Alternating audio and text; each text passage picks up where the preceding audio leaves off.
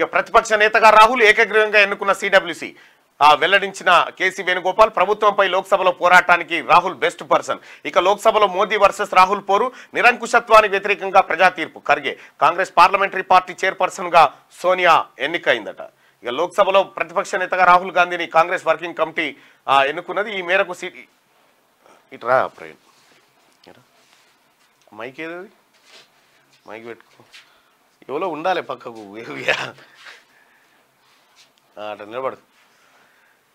ఈ మేరకు సిడబ్ల్యూసి ఏకగ్రీవంగా ఒక తీర్మానం ఆమోదించినట్టు కాంగ్రెస్ ప్రధాన కార్యదర్శి కేసీ వేణుగోపాల్ తెలిపారు. ఇక పార్టీ అభ్యర్థుల తరఫున రాహుల్ గాంధీ చేసిన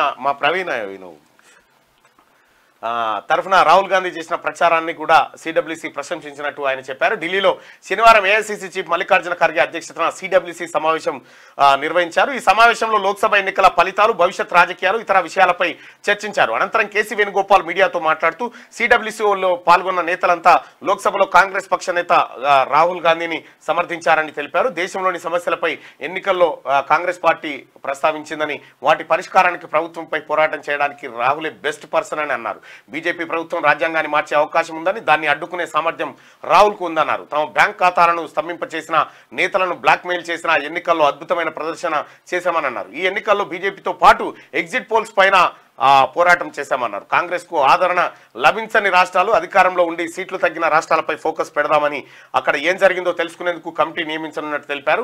వాయనాడు, రాయ్బరేలీలో గెలిచిన రాహుల్ గాంధీ ఏ సీటును వదులుకుంటారని త్వరలో ఆయన నిర్ణయం తీసుకుంటారని తెలిపారు.